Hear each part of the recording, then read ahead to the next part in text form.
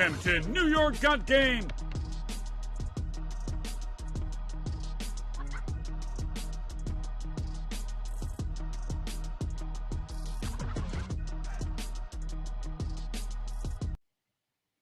All right, what's good, everybody? It's Dexter Henry from New York Post NY Partnership. We have a live edition of New York Got Game. It is playoff time. We are officially here. People, Knicks versus Sixers, round one going down on Saturday, where game one will start 6 p.m. Eastern at Madison Square Garden. We are going to preview the series. We got a great show lined up for you. A lot of great people to talk to. First up, we have Stefan Bondy, who'll be joining me from the New York Post. Then we'll get some perspective on the Liberty Ballers of Philadelphia on that side, talking about the Sixers. We're going to get that from David Early. Then we're going to get the Knicks fan perspective from Alex Trateris of Knicks Fan TV. We're going to do that. But first up, got my man Steph here to lead things off. He's going to be with me. What's going on, my man Stefan Bondy from the New York Post, the great Knicks beat writer? What's up, man? Yeah, man. How's it going, Dex? I'm doing well, man. I'm it's good. Gearing up for the home stretch here, no matter how long it lasts, but it's going to be fun. I'm glad it's going to be fun. So I assume you are in playoff mode, because I try to ask all the writers this. People need to know this. It's a long season for you guys. There's travel involved. It's not so easy. Are you in playoff mode? Is the mindset shifted now for you? Yeah, I'm ready, man. I'm going to put the hoodie on like all the Knicks now. I'm focused. But I'll say this. When you say it's a long season, they say that for the players, but the players get to ride in the private jets. We don't get that. We fly commercials, so it's tougher for us. You know what? That is fair. You're not getting the charter flights. You're out there commercial. We're not living that life. I hear you. I hear you on that. So when we look at the Knicks, Steph, and we look at how the Knicks got here and getting to 50 wins, getting to the 2 seed in the East, a lot of the talk you're hearing from the fans is, okay, can this team make a long playoff run? In your eyes, what would define a successful playoff run for the New York Knicks here this playoff season? Well, I mean, so their seeding suggests, and I'm going to go this way because I'm raising the bar, it's got to be conference finals. They're the 2nd seed. They made it to the 2nd round last year. They're up in this upward trajectory. So yeah, conference finals is where it should be to define success. Now, listen, they lost Julius Randle, who was their other all-star, their 2nd best scorer, arguably their 2nd best player, depending on where you rank OG Anunoby. And, you know, that's got to hurt the projection. But if you just take it right now, we're the 2nd seed. They played really well. The combination of Jalen Brunson and OG Anunoby has been really good. They've won almost every game they've played together. So, yeah, conference finals is where I'm putting the bar. And it feels like there's a reasonable path for them to get there, right? They can get to this conference finals, and we'll get into the series as we start to dive in it, because I know you think this is a series they can win. There's some Knicks fans who were wondering, could they win this matchup? What matchup should they get? But now it is the Sixers. So now you know that they got the Sixers, and you watched them last night defeat Miami by a point in Philadelphia. What do you think of this matchup, the Knicks versus the Sixers? It seems like one of the more intriguing ones in the NBA in the first round. What's your early thoughts on Knicks versus Sixers?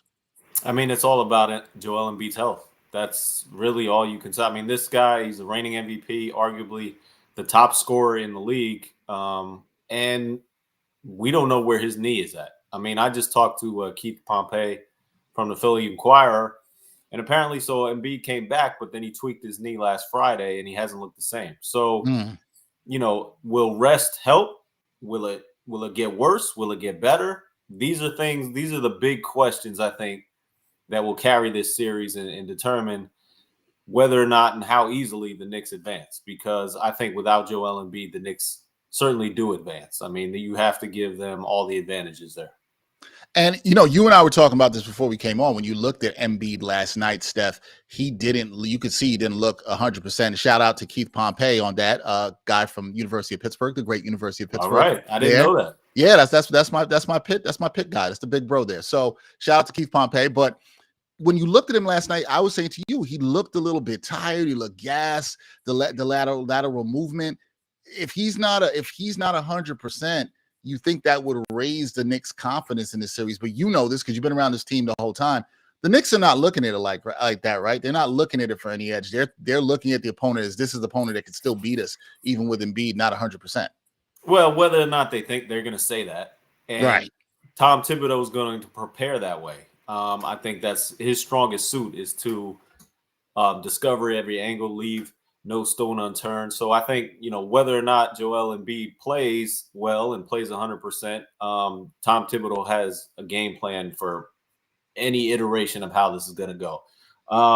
But I think that when you game plan against Embiid, it's going to be a hell of a lot easier if he can't move. And he couldn't really move the way that we're used to seeing him move in the game last night against the Miami Heat.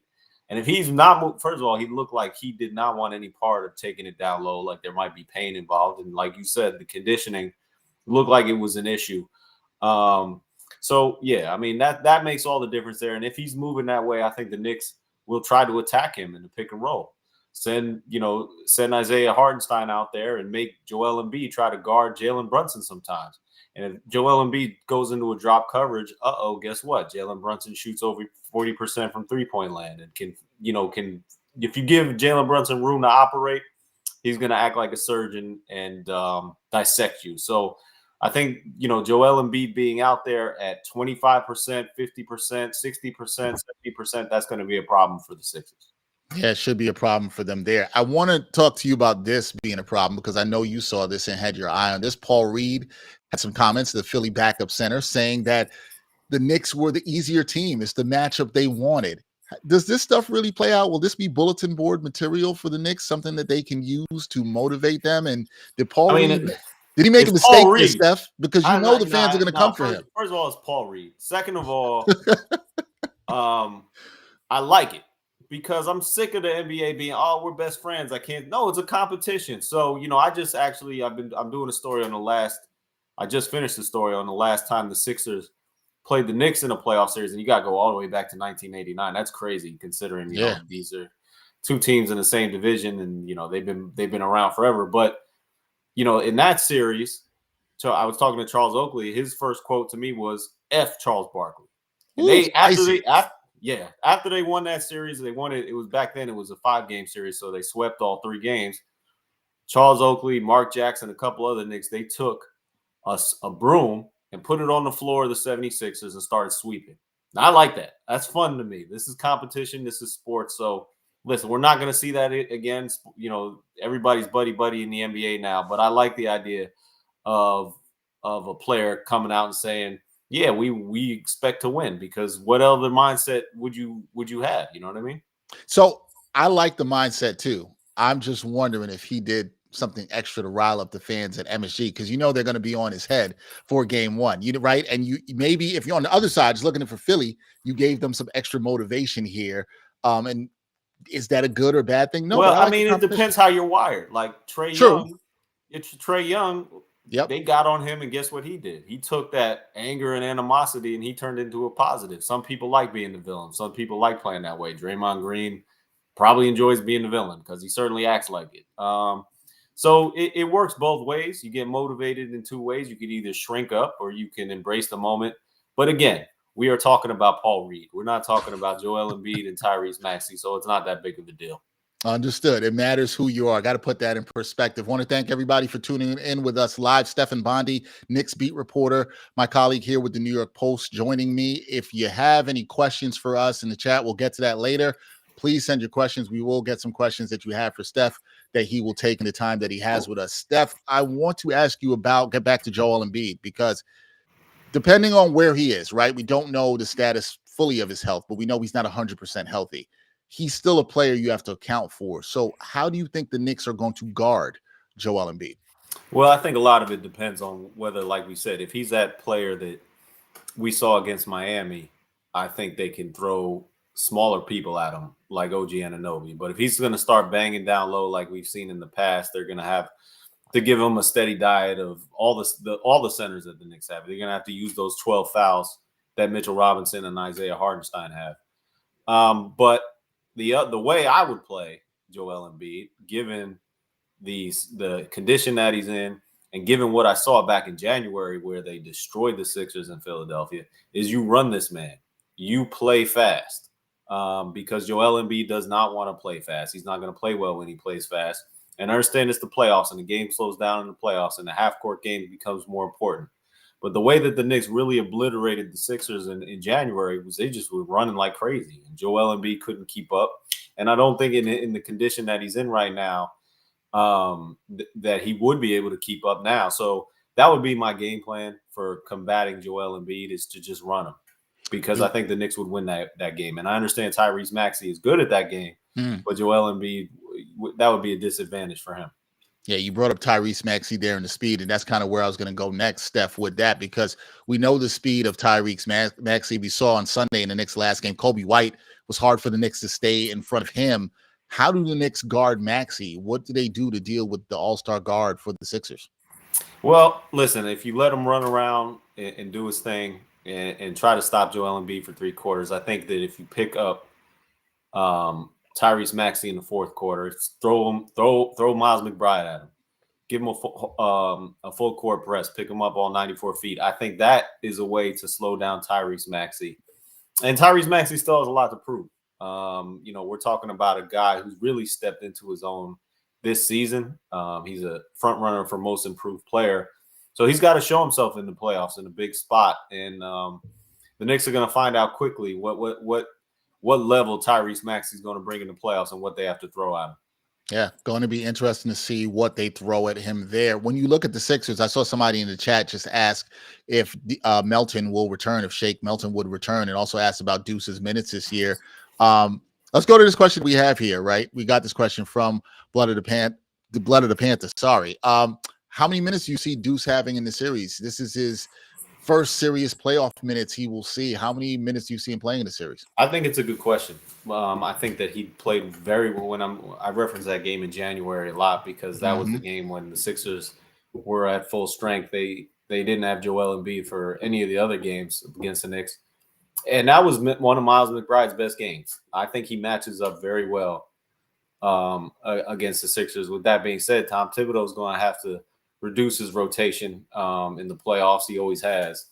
Miles McBride is going to be a firm part of that. And, I expect him, depending on it really depends a lot because Jalen Brunson, is going to go 40 minutes plus. It really depends on how Dante DiVincenzo is playing, how his shot, whether or not his shot is falling. And then we'll get to know more about how long Miles McBride is going to play. Yeah, we'll see how that goes. We know we're talking about role players there with the Knicks. What about role players to watch for the Sixers? Who should Knicks fans and the Knicks be looking at in terms of role players? We saw what Batum did in the play-in game. Yeah. What other role players beside Batum should the Knicks fans and the Knicks be keeping their eye on in the series?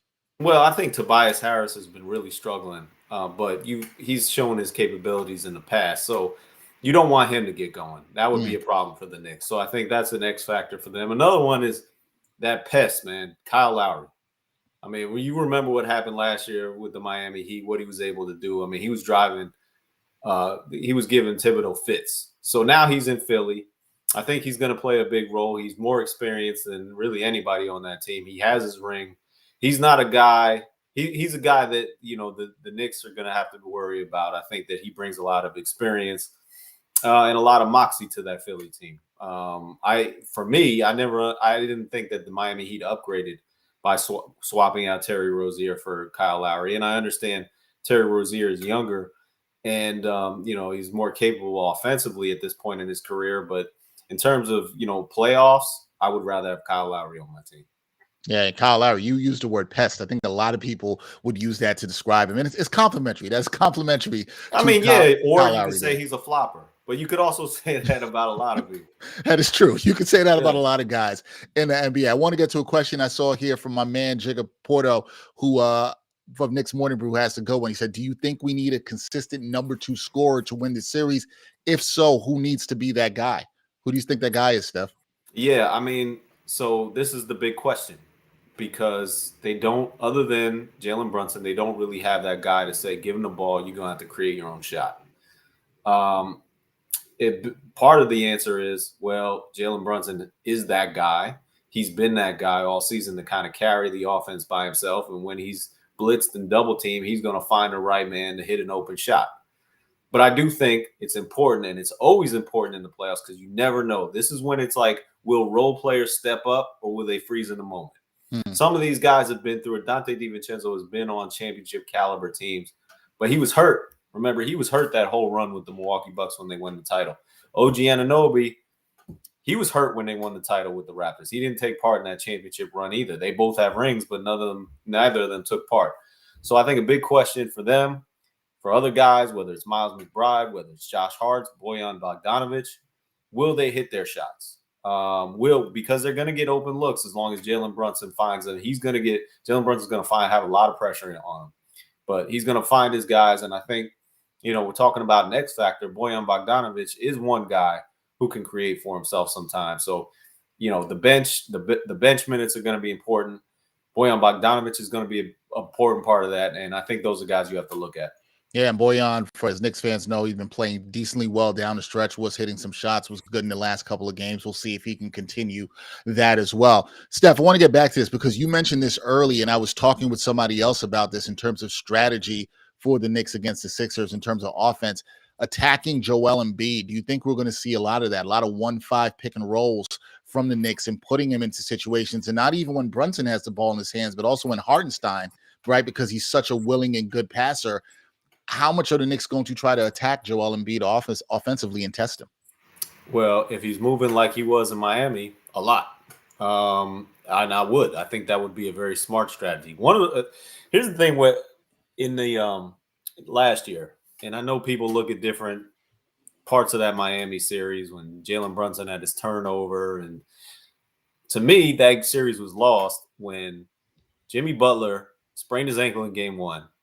And the Knicks pretended like that never happened. I mean, the guy could barely move, and they refused to attack him defensively. You want to expose the other team's weakness.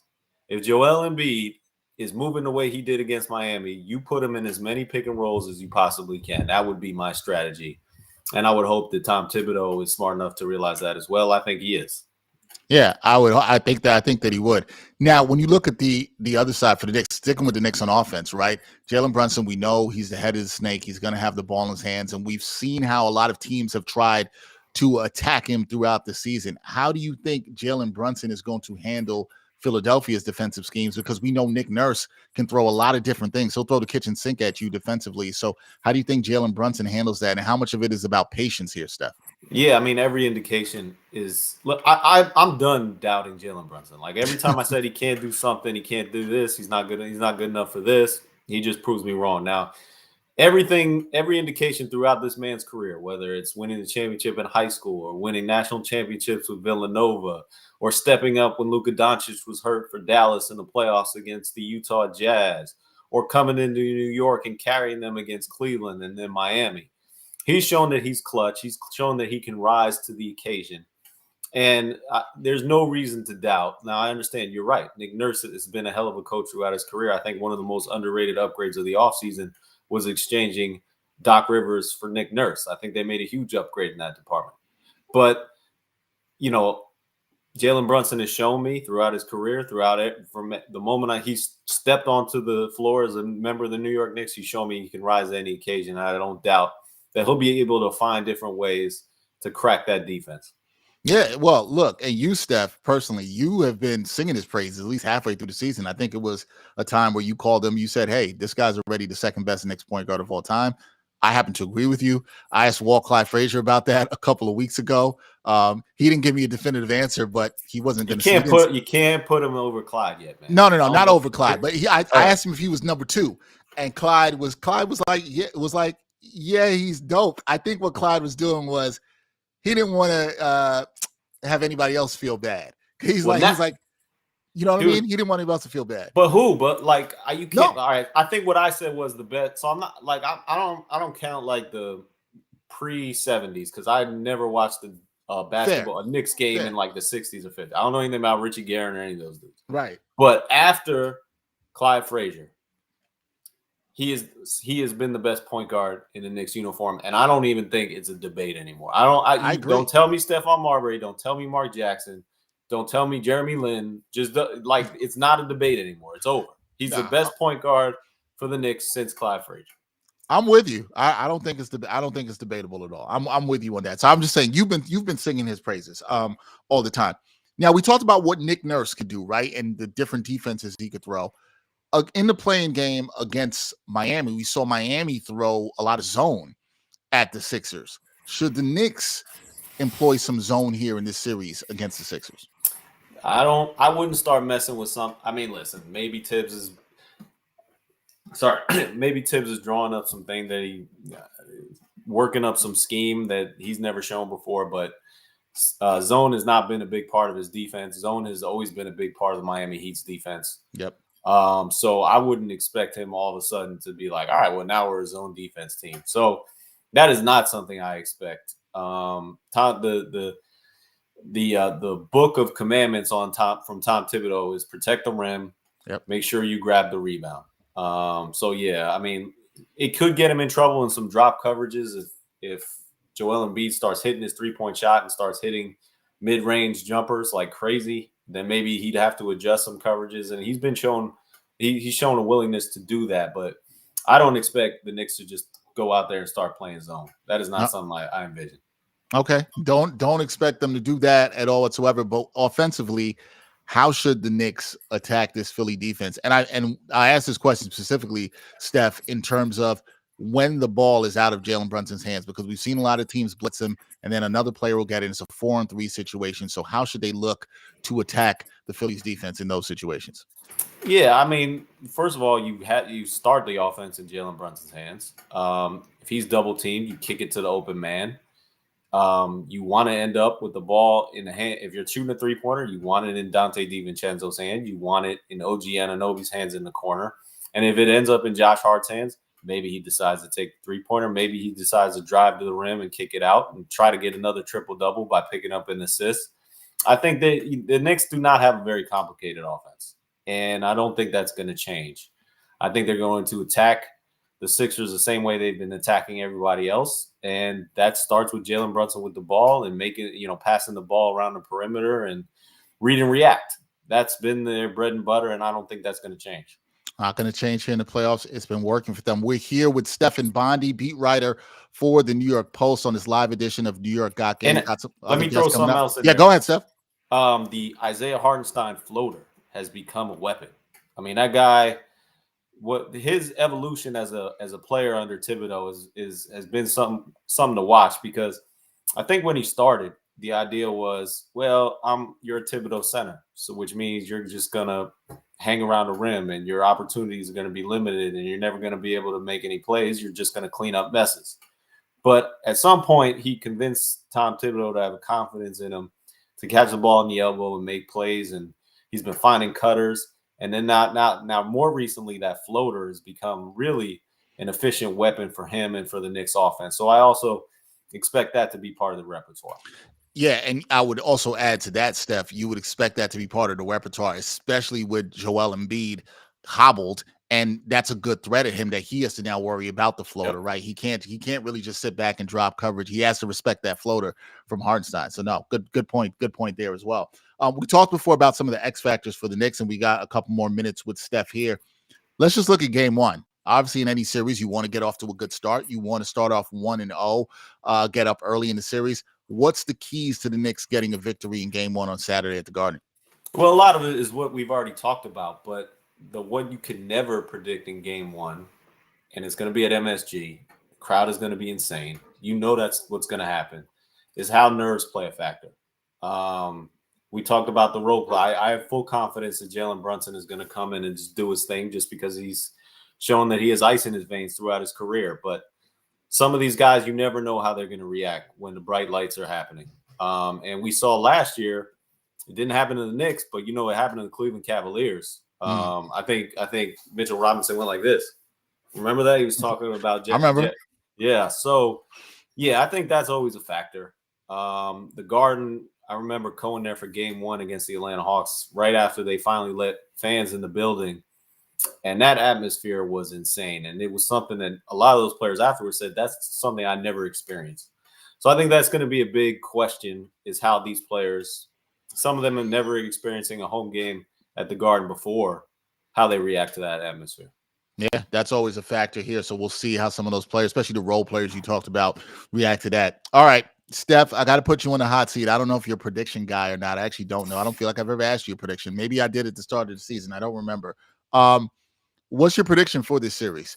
Knicks, Sixers, how many games? Who's winning? Who you got? All right, so I mean, come on, this is not a fair question. Is Joel Embiid gonna be 50%? Or what are we putting percentage on Joel Embiid? And I'll answer every question each. No, that's fair. That's fair. I think that's fair, because I think what we do in media is when we bring up predictions, we sometimes don't talk about the totality of it, right? Yeah. So I think what's the context? Yeah, what's the context? That matters. Okay, let's say I'm trying to be fair to the Sixers side of this too, right?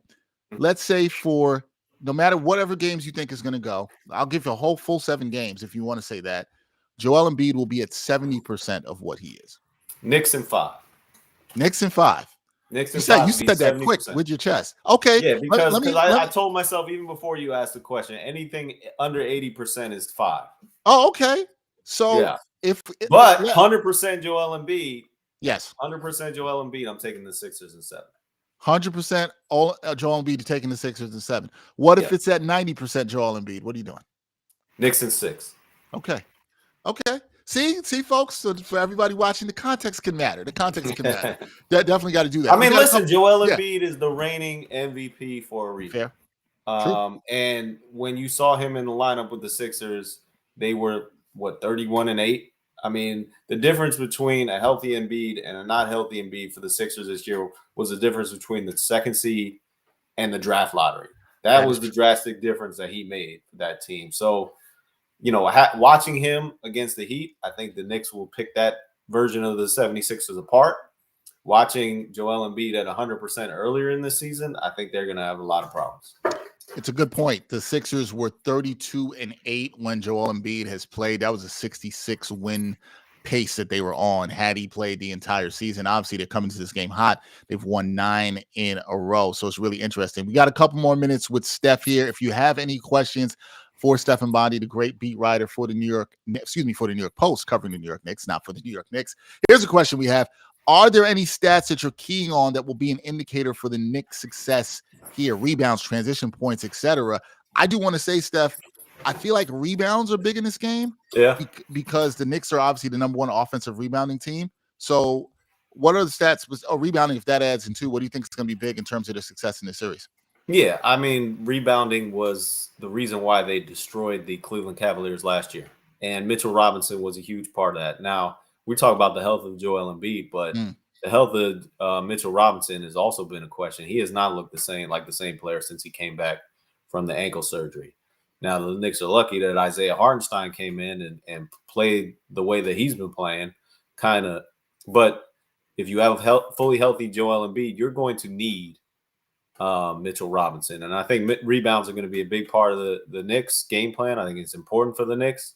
The other thing is transition points. I said it earlier. If you're going to beat Joel Embiid, and especially in the condition that he's in, you're going to want to run. And I think the Knicks have that advantage. So that's one of the stats I'm going to look at. All right, going to be looking at that too. Good question. Thank you, Keen Sauce. Appreciate that question there. Anybody have any more questions? We've got about 2 more minutes here with Stefan Bondy. I'll ask you, throw this one at you, Steph. Do we think we'll see minutes from Precious Achiuwa, especially if they try to throw maybe smaller bodies at Joel Embiid? Is Precious Achiuwa going to be in this rotation for the Knicks, or you think he's one of the guys on the outside looking in? Yeah, I think Tibbs is going to try to cut his rotation down as much as possible to 8 players, and it really depends on what version of Mitchell Robinson we're going to see. Because Precious Achiuwa against Joel Embiid is not a good matchup for the Knicks. They do not want that defensive matchup. Joel Embiid is just too big. So to me, it depends on what you're getting out of Mitchell Robinson, whether they're going to have to pivot. But I think, the plan from the beginning at the very start would be Precious out of the rotation, Mitchell Robinson as the backup center. All right, we'll see that there. All right, we got one last question. I see Keen Sauce has another one. It's actually taking you back. He said, what's your best Knicks playoff memory aside from LJ's 4-point play?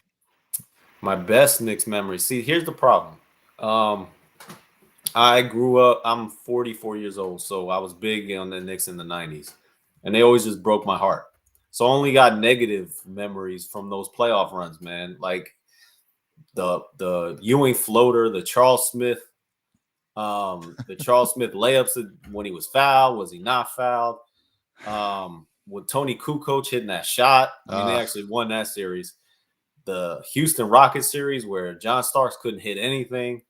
I was a tortured Knicks fan. Now, granted, I didn't know how good I had it because then there was decades of them not being good at all. But it really wasn't something where I look at a playoff moment and say, "Man, that was awesome." Wait. Hold on. All right, yeah. What am I missing? Where were you in '99, Game 5 against the Heat when Houston hits the runner off? That's a great moment. All right, so that's a good point. I think by that point, I'm talking about the mid '90s with the Ewing. Oh, were you out? Were you out by that point? You were like, I wasn't out, but I was in college and I had a lot of stuff going on, so I wasn't as fully. Yeah, I wasn't as fully invested during those runs with Sprewell and Allen Houston as I was with the Starks, Ewing, Oakley teams. Gotcha. But you're right. I mean, that moment was pretty awesome. Allen Houston hitting that shot and advancing all the way to the finals as the 8th seed. That would probably be my answer. Thank you. No, see, I'm here to help you out, man. I'm here to help you out. That is my guy, Stefan Bondy. Check out his work with the New York Post. He does a great job for us covering the Knicks. He will have you covered for this Knicks playoff series, and Steph and I should be doing some more videos throughout the series and throughout the Knicks playoff run, however long that lasts. Steph, I appreciate you, man. Thank you for joining me, man. Appreciate it. All right, man. Anytime. All right, brother. Talk to you soon. All right. Again, that is Stefan Bondy. We're going well. I want to thank everybody who's been here watching, commenting, sending questions, helping me and my producer Ryan Sampson out with this. It's been fantastic thus far, but we're just getting started, guys. We got more to do. So we brought you a Knicks beat writer, Stefan Bondy, who does an amazing job.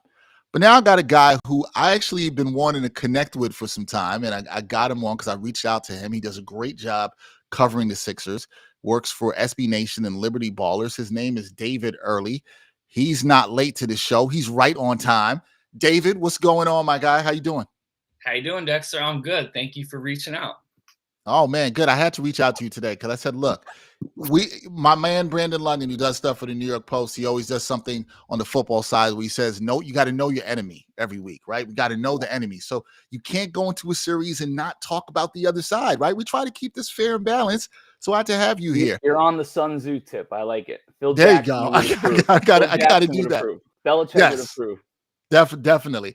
I gotta ask you this because I asked Steph this as somebody who, you love the NBA, you cover it. Are you in playoff mode right now, Dave? Are you ready? Are you ready to roll? I was saying to my friends, man, as someone who covers the NBA, you know what it's like. You turn on a national TV game, two of your favorite players on either side are out. And then you can clearly see, because you know the ins and outs, that this guy's in fifth gear. This guy's going all out. And it's really hard to get all of a sudden. I haven't seen a game like, Jimmy Butler versus Jokic since yesterday when I'm covering that Sixers game. Right. And the stakes are monumental. Whether or not you are 30%, 80%, you have to play your hardest every possession. So it was jarring. I was joking, like we had to reacclimate. We haven't seen real basketball since June. Yeah, and now the stakes are different. It's a different time. So here we are. All right. So let me ask you this, because you were there covering the game last night, right? You're covering this game. You're watching it very closely. What was your biggest takeaways from the Sixers and Heat game? That the Sixers advance and they get the 7th seed and now they'll play the Knicks. But what were your takeaways from watching the Sixers against Miami in that game? Well, I would say two things really stand out. Obviously, number one is Joel didn't look quite right. I estimated to some of my friends that he looked around 65% towards the end of that 7-8 game win streak they had at the end of the year. And a lot of that was good news because I think it was conditioning. I didn't think it was the meniscus. But Nico Batum threw him a kind of a lofty entry pass, and he had to put his surgically repaired knee all the way out to plant to save it. And he rolled over on his back and rubbed it. He didn't come out. And then the next game he played against Orlando in basically a do or die game because they were vying for that 6th seed, you remember. Then he lunges again, and it was the same sort of mechanism. It's when he puts his left foot all the way out in front of his left knee. You remember this from covering Kristaps Porzingis maybe, when people were talking about body biomechanics. Is this guy moving the right way? Is he making you nervous when he moves? Sixers fans were going crazy in that last game where he got injured against Golden State. because he was falling for no reason. It was going viral on Twitter. They were like, get him out. What's he doing? So he had a couple of those plays. Both of those hurt him. And I did think he was moving better against Miami. But in short, my biggest takeaway was he does not look right. And you saw what I saw. Knicks fans, I saw John Macri saying, I didn't love the way he was moving, so I like the Knicks' chances. And I just heard Steph say, if he's not right, Knicks in 5. Yeah, and we'll get to that. And we'll get your prediction too there too. And it's funny, I started off with Steph setting it at what if he's about 70%. You said he looked about 65% there last night. He did not look good, and he also looked really. So I would say 65% before he tweaked it. Oh, before he tweaked as he was building, but then against Orlando, he tweaked it, and he had to miss. This was big for me. Mm-hmm. He missed the last game of the year against Brooklyn. That was a must-win game. And I've talked to some Sixers fans who said, it was strategic. If it was the play in the playoffs, he would have been out there. And I agree with that. But you heard Daryl Morey talk about it a couple days ago. They really, really wanted that 6 seed. They did not want to tangle with Jimmy Buckets in the play-in, risking everything they had on the line about then you have to beat the Bulls. And it's the battle of the two teams who didn't want Jimmy Butler all to go up to Boston. No thanks. So the fact that Joel missed that game against Brooklyn, even though they won by 20, that signaled to me kind of what we saw against Miami. He was, when they were shooting free throws on the other end, he was on his end just kind of resting, playing a much more under control sort of, not the initiator. I mean, they ran a lot of the offense through other guys. He was spotting up for threes. Even in that fourth quarter, he took over. It wasn't the Embiid that we were seeing in mid-December. No, it wasn't that Embiid making his moves, going across the lanes. You haven't heard Steph talk about that, whether it was backing guys down. You weren't seeing that kind of game. For the Knicks fan that might not have got a close look at the Sixers, right? What would you say when they're healthy, right? Because we're trying to talk around this where we don't know where Joel Embiid's health is right now. But what are the Sixers' strengths and what are their weaknesses when they head into this playoff series? Yeah, my next biggest takeaway was Nick Nurse. I mean, the Sixers look completely out of sorts in the first half. I never even saw that type of zone. And I don't think Tyrese Maxey did either. Maybe in Kentucky, but playing with Quick. But it looked like a 3-2, and then it would shapeshift, and the Sixers had no idea who to pass to. They started just throwing it to Miami Heat players, right? But at halftime, they cracked that zone like a decaying molar. and they broke it open, and Nick Batum went crazy, and he's the new Huckleberry for Sixers fans right now.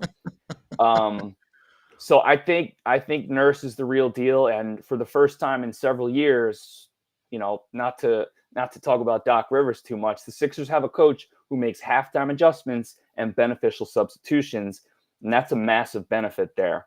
So when they're at their best, you remember watching them with James Harden, and people called it like the bonus brothers because he and Joel would be looking for free throws. The Sixers were very, very easy to scheme against. They ran a vanilla offense against Boston. They almost beat Boston with that vanilla offense, but because they had the talent. But Nick Nurse introduced a completely new system with so much more ball movement. And when they were at their best, before Joel Embiid got injured, they were one of the top 3 offensive rated teams, just behind teams like Indiana. The ball moves well. Joel cooks. Joel gets buckets inside and outside. You have to load up on him. And then they have shooters. They're really a team built to play around Joel and not at all when he's out. Yeah. And I want to talk about that because now Joel being back, I mean, even though he's clearly not 100%, right? It's huge that he's back. The other thing you got to look at with the Sixers, and I kind of got this at the tail end of my conversation with Steph, is that they've won 9 in a row, right? And the numbers of them with Embiid, 32-8 on a 66 win pace they were with Joel Embiid. Are they rolling at the right time? And does that continuity of all this winning they've done recently, does that make them dangerous in this series against the Knicks?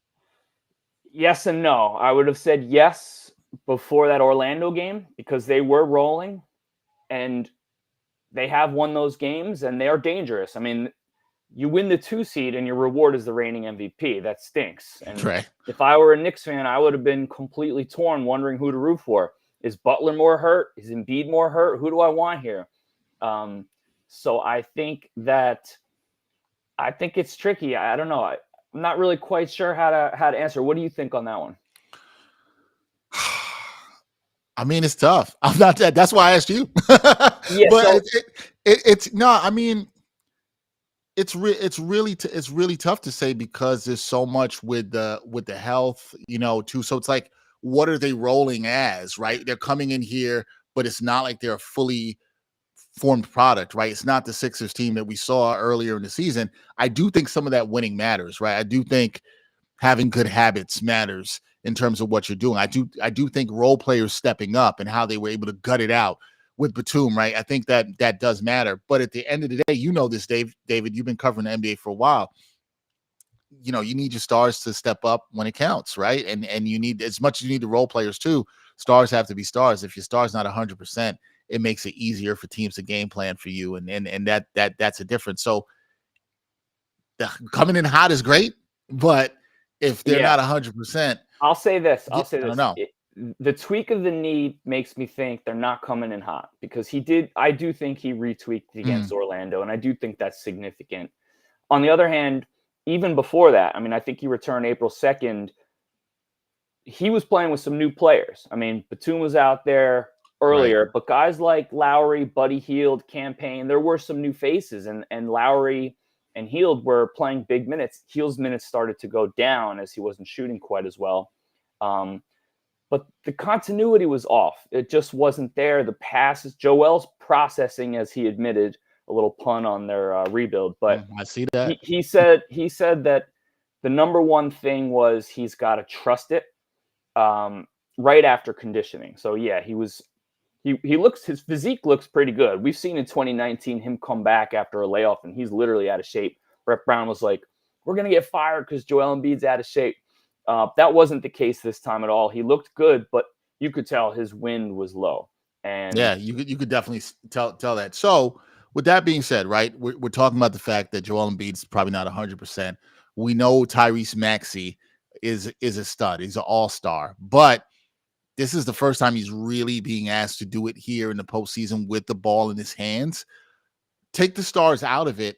I know everybody's on the Batum hype train after yesterday, but who can the Sixers count on besides their stars? Because Tobias Harris, he's been shaky lately. You talked about Buddy Hield with the streaky shooting. Who can they count on besides their stars? I would say right now the most dependable players, Joel Embiid said it himself a couple of days ago, Kelly Oubre Jr. has been their third best player behind Tyrese. And I got some bulletin board material trying to stir it up on Twitter when I heard Tibbs ask, "Who are you worried about?" And he listed Joe, Maxey, Harris, Lowry, Hield. And I didn't hear KO's name. And mind you, it was KO who went into MSG and got that, remember that ugly win where DDB gave him the UFC style tackle?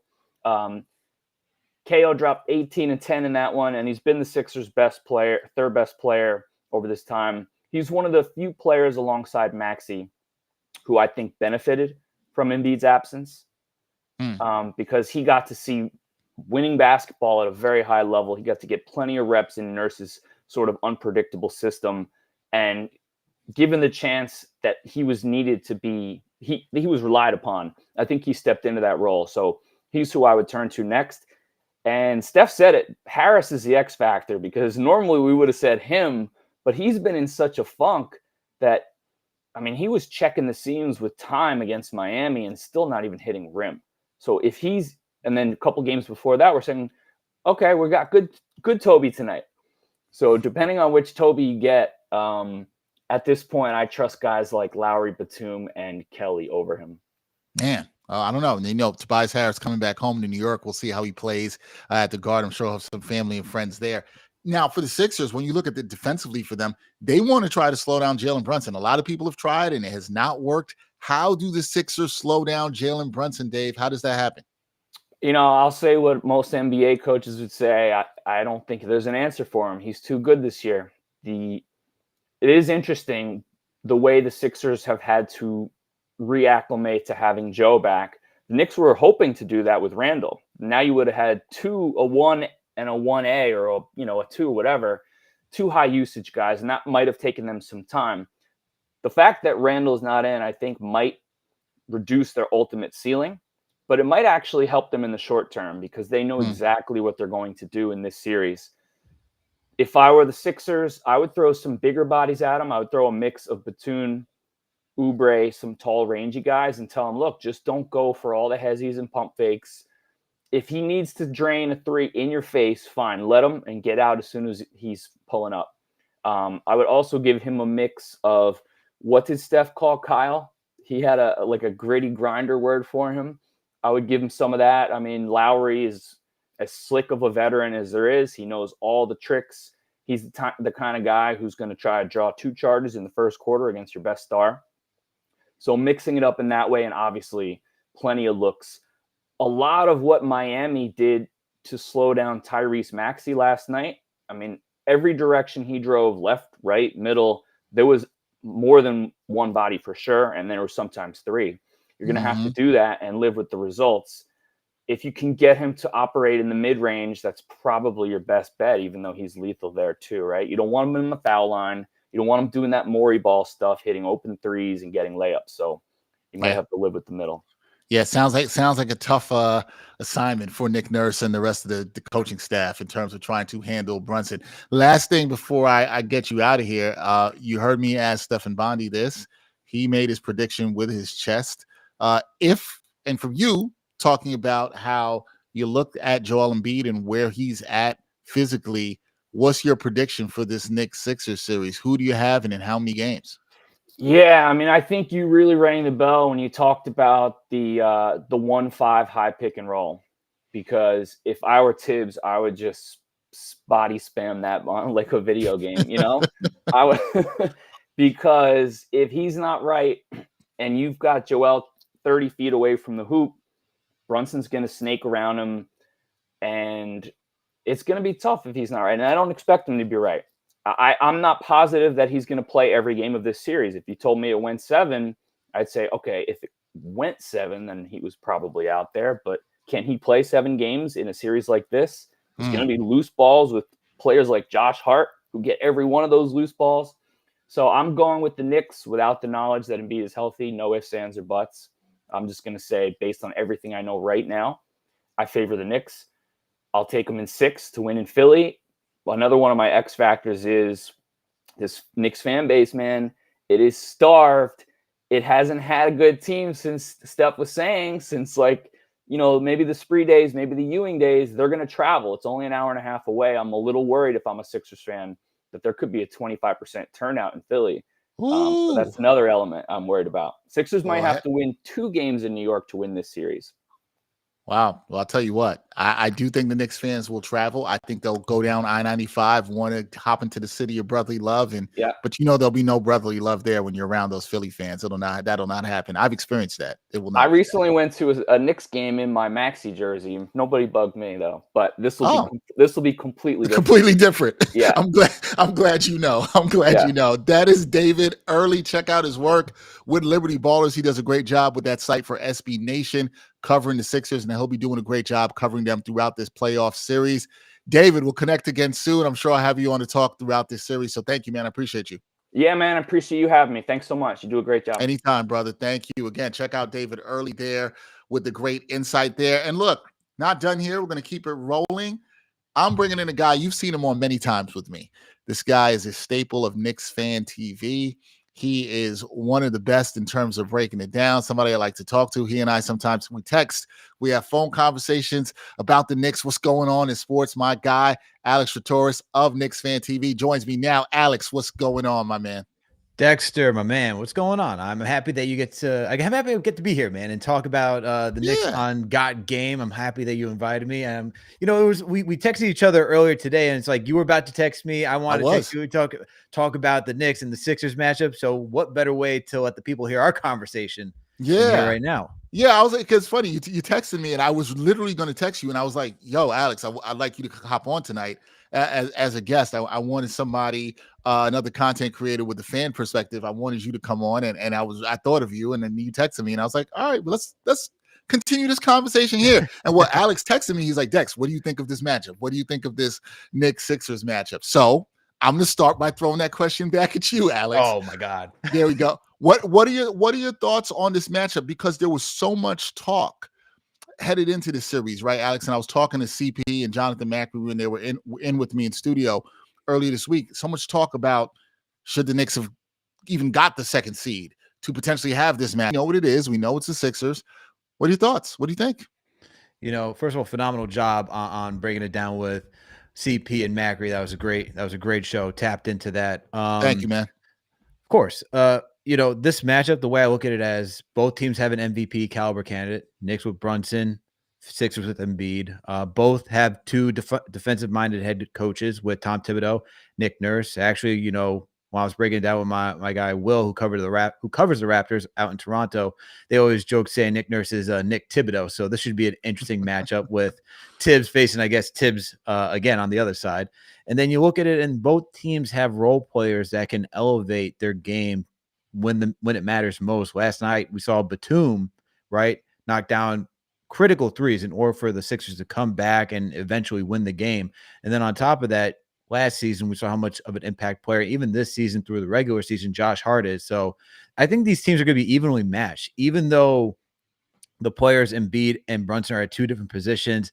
Knicks aren't fully healthy because we don't have Julius Randle. I still think this is going to be an evenly matched game because the way that both teams approach the game, they like to muddy it up. They like to play at a slow pace, even though the Knicks have shown that they can play at an up-tempo pace when need be.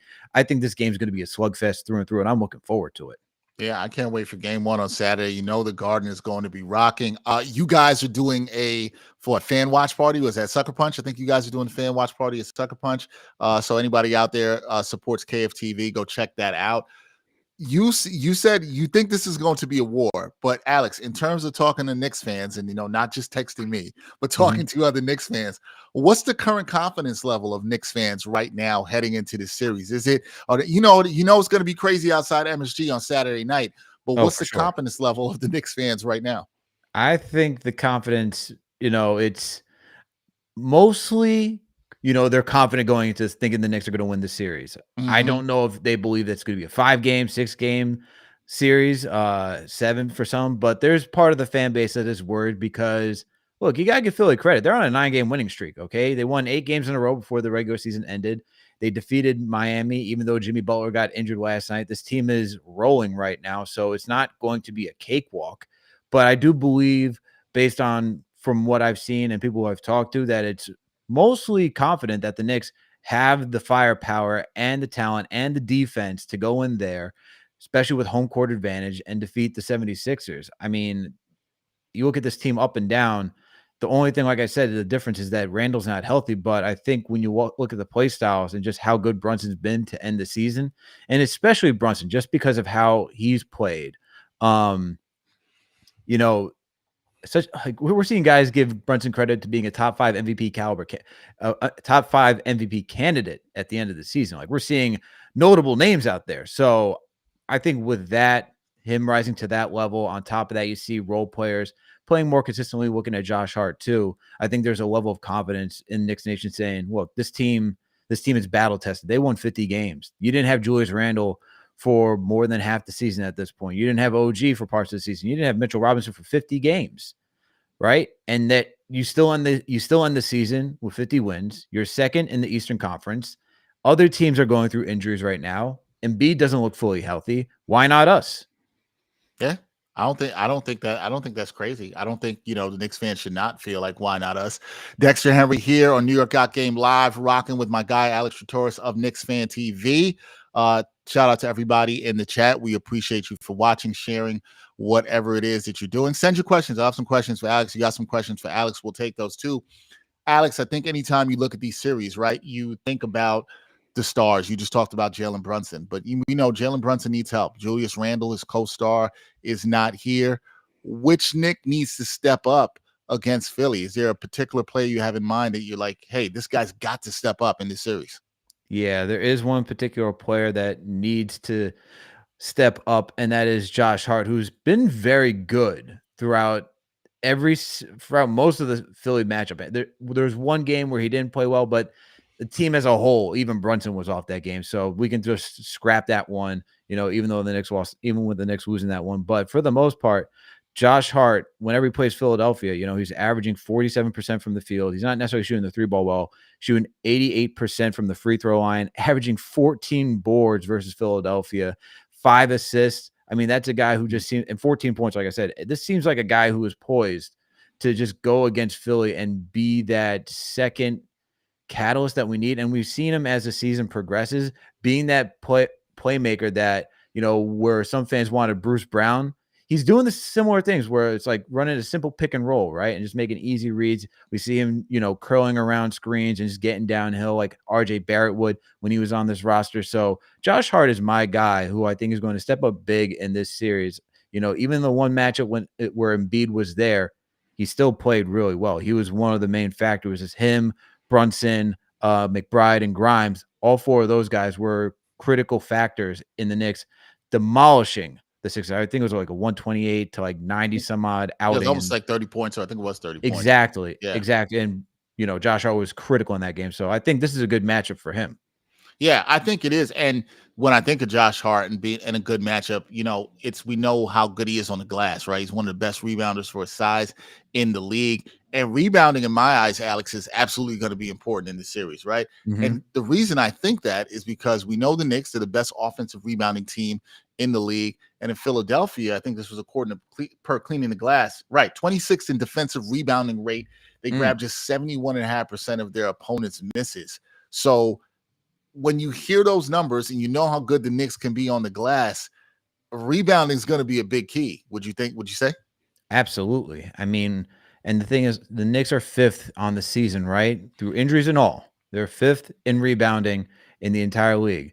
Now, you can look at those numbers and say, hey, Sixers are 20th. So the Knicks should have a dominant advantage. But when you look at the numbers themselves, Knicks are averaging 45 boards. Sixers are averaging 43. So it's only 2 boards. That's a difference. So Sixers are a good rebounding team too. No, we shouldn't throw them any shade. So it's going to be a battle of who can maintain possessions and limit opponents' possessions in this game. Josh Hart, Isaiah Hartenstein, having Mitchell Robinson is huge for that. We know how good Embiid can be. Like I said, he is injured, but they got Paul Reed, who's talking a little spicy today. Paul Reed was talking a little spicy, Dexter. I don't like that. Yeah, it's funny. I think some people may have missed that. We talked about that earlier with Steph, and I asked about it, and Stefan Bondy said, hey, I like when guys are talking like that. It feels like back in the 90s. Nobody's friends. We're going to talk out, talk that talk and let it be. However, I will also note that Steph did say it is Paul Reed, which I think is fair for us to know here. It is Paul Reed, right? Who's doing the trash talking, and that matters. So you said you don't like it. Do you not like it for him? Do you not like it because you feel like the MSG crowd is going to be all over him, which I think they will be. But do you also not like it because it could be bad for the Sixers and give the Knicks a whole bunch of bulletin board material? Well, I like it. That is bulletin board material for the Knicks. I don't like it for the fact of, I like when I think of trash talking, especially from the 90s, it's usually like the top players that were like, I think. Yes, like you had to be somebody doing something. Yeah, you had to be somebody to actually talk trash. Like Paul Reed, I'm like, oh, okay, man. It's like you kind of just shoot it out of the way. Like, come on, man. Like, what are we doing here? This would be like if Daquan Jeffries is out here just started to talk smack. It's like, come on, man. Like, really? Like, what are we doing over here? That's the only reason I say I don't like it. But hey, give it bulletin board material. They think the Knicks are easy. Good. I like that stuff for the Knicks' favor. As for like, the action, I love trash talking too. I like when it's no friends. I like that, especially when you see Warriors and Grizzlies going at it, when Pelicans and Suns were, had their beef. I like beef in the NBA. I don't like all this buddy stuff. I like, I represent the team on my chest. I don't like you. You don't like me. We already know what we're here for. I like that type of matchup. Like I said, I would like to see it from stars, but the stars are just they're so cordial at this point, and that's fine. They're like, if you look at Brunson, he's more of a killer on the court, and I respect that type of. If you're not going to trash talk and you're just going to say, "Well, my game do my talking," I love that 10 times more. Yeah, I love that. Well, speaking of letting their game do their talking, we got the Tekla Rory Williamson Frankson in the chat. He's like, I'm going to bring up the stats here on Paul Reed, 3.8 points a game. He's like, 3.8 points a game. You can't talk at all. You can't be talking. He's like, don't talk with that 3.8. His game's not doing the talking, but he's talking in other ways. So here we go. We'll see about that. Embiid's look. Oh, we got a question here. Sorry about that. Do you guys think Nick Nurse takes defense play from Miami to stifle the Knicks offense per Brunson? That's interesting because we saw, and that's a good question. So thank you for that. Once a Knick, always a Knick. We saw in the last game when the Knicks were down in South Beach, Alex, there was a lot of blitzing of Jalen Brunson. And we know Miami also sometimes may go to a zone. And that was a game where Brunson was not his most efficient that night. Do you think that's something you could see from Miami, or you look at that as a situation, not from Miami, but Philly taking from Miami? But do you look at this as something as like, hey, Brunson's seen a lot of what teams has thrown at him. He's going to be ready for whatever Nick Nurse might draw up. I think so. I think Brunson will be ready for whatever Nick Nurse draws up. And I wouldn't be surprised if Nick Nurse came out and even went back to the old boxing one that he was most famous for doing in the NBA Finals between the Raptors and the Warriors, right? Had Fred VanVleet just mirroring Stephen Curry. So I wouldn't be surprised. Nick Nurse is known to be a creative guy. He'll throw multiple looks at you so that way he keeps the opponent's offense on their toes. I wouldn't be shocked whatever Nick Nurse throws out there scheme-wise on the defensive side of the ball. Yeah. I do think Brunson will be ready, but it's not if Brunson's going to be ready. The question is everybody else going to be ready? Because if Brunson can make the right read, is Josh Hart going to be willing and is his wrist fine to be an open shoot, to be a knockdown shooter that day? Is Dante going to be knocking down shots? Is McBride going to be knocking down shots? We saw a shout out to Chris Persianen over at Knicks Film School and over at Fordham. He said that report that Bojan Bogdanovic got some wrist surgery, right? So when you see that, you're like, is Bojan going to be fine enough to still be effective in his role? So with all of that, those are the guys I'm worried about, not necessarily what Brunson can do, because we've seen Brunson, even against Miami in that game 6 last year, drop 40 points, be the sole guy keeping them in that game, right? And that was, it came down to what, 96, 92 points. So Brunson scored damn near half the points. It's everybody else on the Knicks that we need to wonder, are they going to show up? Would you agree with that? No. I would agree with that. And I think that you worry about the guys knocking down shots. It's something that Steph kind of brought up as well, too, when he was on earlier, right? You wonder if the guys are role players. Sometimes the lights are brighter. Playoffs are a different animal. We know this. Fans know this from watching. The smart fans that have been watching basketball, you guys know this, that it's a different animal. And this is in every sport, right? Everything matters. Everything is heightened. So, you might start feeling a little bit more of the sweats, a little bit more of the chest palpitating. That all might be going on. Can you hit those shots? And doing it at the world's most famous arena where people are expecting you to perform, especially with the prices they have to pay. They're absolutely expecting you to perform. So, I can see that. And I think Brunson is not the guy I worry about that, to your point, right? We've seen him, even if something's frustrated him in terms of blitzing and how teams have tried to attack him in the regular season, he's seen a lot and he's been patient. And I think that's the thing. Brunson's not going to force it. He's going to take what the defense gives him and attack and then trust his teammates to do it. So that's why I feel like a guy, like you said, Alex, like Josh Hart is going to be huge in this series, especially a guy who was hesitant to shoot against Cleveland last year and then also didn't shoot the ball that well against Miami. This is kind of big for him. He's got to take the outside shot when he has it and then also read and react, which he's really good at doing. So we'll see there. You talked about how Josh Hart is a guy you think that needs to step up. What Knicks player is it Hart? Maybe it's Hart. Which Knicks player do you think is primed to have a breakout series against Philly? Who do you think is like ready to bust out in this playoff series against Philadelphia? For the Knicks to bust out. Yeah, is it a guy like maybe a Dante? Is it? I feel like it's them. I think honestly, I feel like it's the Nova trio that's just poised to really go off in this series because isn't it just home court to them too? I mean, they went to Nova. They're back in there. I hadn't been thinking about that, but yeah, they're back in Philly. They got the good vibes playing there at the Wells Fargo Center. Yeah, like to me, it seems like they're all poised. It's a familiar area to them, so I think Dante is another guy. That's another guy who could swing a game because if he's knocking down like 8 threes, that's going to be critical, especially if you talk about Nick Nurse deploying a zone. That's a zone breaker right there. Yeah, he is, and we've seen him get hot multiple times during the season. We know he could do it there. All right, I've been asking everybody this that's been on the show with us tonight. All right, here you go, Alex. Time to say it with your chest. Sixers versus Knicks series goes down Saturday, 6 p.m. at the Garden, game 1. Who do you have winning the series and in how many games? Knicks winning the series. I'm going to be kind and say Knicks in 6. Oh, I don't. What were you going to say if you were going to be mean? A sweep? Is that what you're going to say? No, I was going to be. Okay. I was going to. I was going. Look, I think I would have said. Part of me is, I think the overconfidence in me is saying 5 because I think Embiid does not look healthy. I don't know how much you can rely on Maxey just rising from being a third option to a number 2 option in the playoffs. It's a big responsibility. Guys like Oubre, Batum, Buddy Hield, those guys are role players for a reason because of inconsistency and not knowing if they're able to maintain the level, the rise to the expectation that you need from them come playoff time. So that's where this team has been through it already. I mean, whether they've been on the Knicks or on a different team, most of this roster has gone through it, whether it's looking at Brunson, Josh Hart from last season, right? Isaiah Hartenstein as well, Mitchell Robinson. You can also even look at Dante, even though he didn't play well for Golden State, he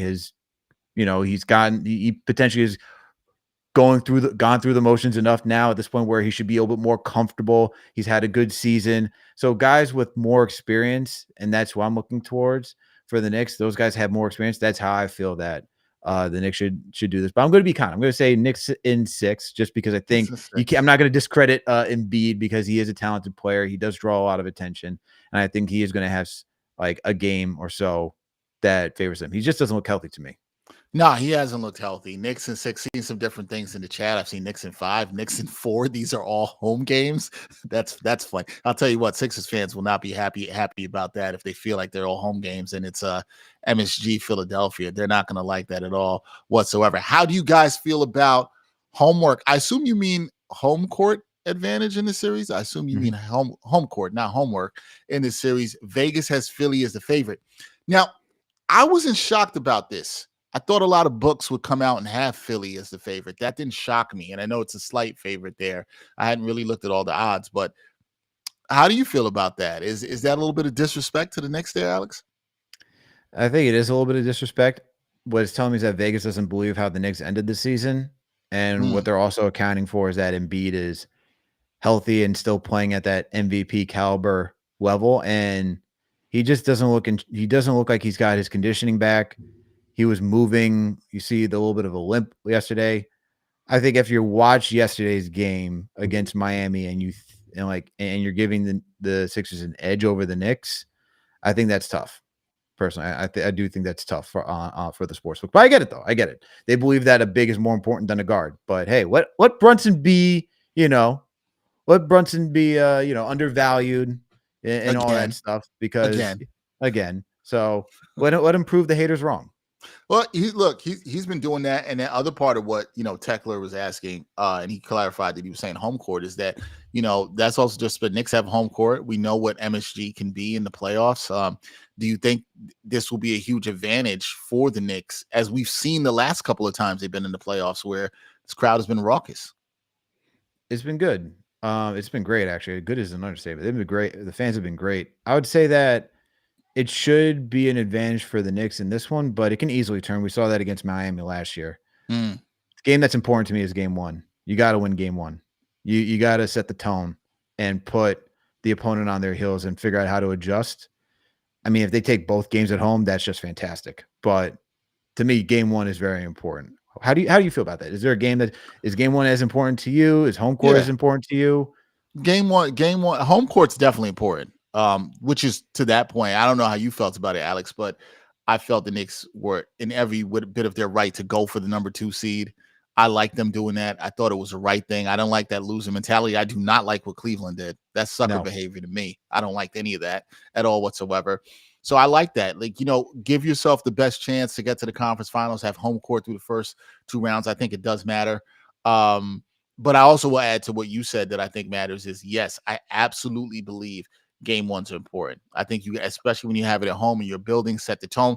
The other thing, the flip side of it is when you win a game 1 on the road, as fans will know, it's a great feeling. You did your job. You came in and you got one, and that can also set the tone for the series. So I like setting the tone for the series. If the Knicks come out with the requisite energy, I think what I'm looking for in game 1 is how's that defense looking early. You know, how's that defense bringing the energy, and how's it feeding off the crowd? And I think if they bring the level of energy on defense, even if they're not hitting shots, that'll help them throughout the game. But I think the Knicks need to get off to a good start. I think they need to use all the motivation they've got here, whether it's Paul Reed, Vegas, whatever you want to say. They got to use this motivation here to win. But I think the Knicks. I haven't given a prediction yet, and somebody asked me that on Twitter yesterday. What was my prediction? I said I'll save it for the show. I'm with you. I'm going. Now, you know what? My producer Ryan said make a prediction. I was not going to do it. He's like, make a prediction, save your chest. You know what? I'm rocking with Stefan Bondy on this.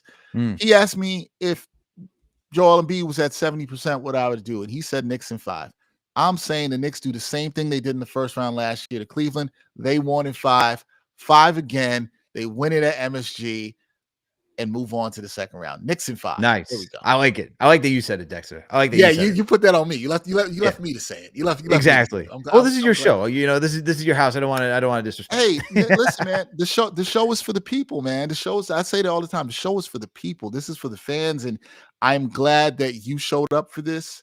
You know, I love what you guys do at KFTV. So I love that you guys do great stuff for the fans, and I'm glad you showed up. And I'm also glad we had David Early show up to get stuff on the Sixers side, and Stefan Bondy show up.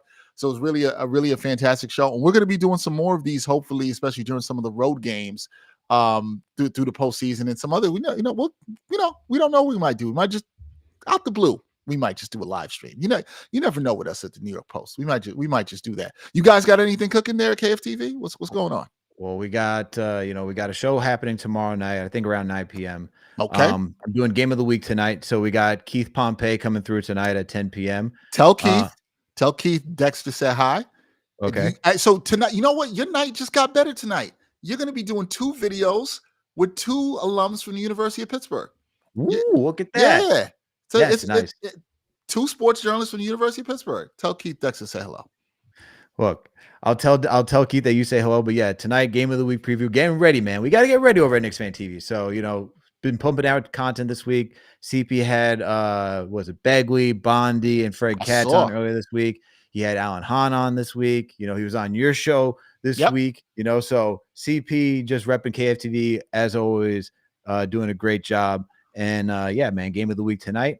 We'll be ready, man. We even had play-by-play yesterday on the NBA Report. JD was doing that because JD was doing shout man, we need to know who was going to be the next opponent. So of course we had to cover that. Yeah, you guys are covering everything, and you're doing a lot of stuff, man. I love what you guys are doing, man, and doing all the stuff. And I know the fans enjoy it. So it's great. Look, this is an exciting time for New York basketball. As we wrap here, I want to say it's a really exciting time, and I think all the fans should be excited. I think fans should enjoy this ride. You know, you don't always have to worry about what's next. Let's enjoy. I'm enjoying it, right? As a journalist, as a basketball fan, I'm just going to enjoy it, right? Enjoy the moment, enjoy it, and I hope it's fun. And I think we're all going to get the chance to make some good content and do some good interviews and do some good stuff. And I just hope the ride is good, man. I'm hoping that. So I want to say thank you again, Alex. Appreciate you, man. I'm glad you texted me today. It was all right on time, like it was supposed to be. So I appreciate that, man. Of course. Thank you, as always, Dexter, for inviting me on and talking Knicks, man. I always appreciate it and talking to you. It's always great talking basketball with you. And I think, as our guy Clyde would say, it was serendipitous.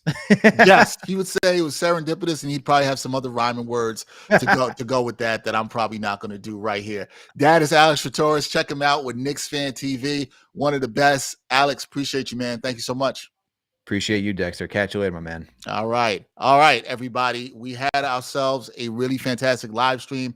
First time we did this as a playoff preview for New York Got Game. I got to thank everybody who helped support this, because we've done 2 lives this year, thanks to my producer, Ryan Sampson, who did a great job on this behind the scenes, and both have been really successful. You know, with you guys checking in, bringing in your comments, giving the engagement, sharing on Twitter, whatever it may be. We appreciate the support, and you coming out to support other content creators that you see in the space doing that. So I appreciate that, the love, the comments.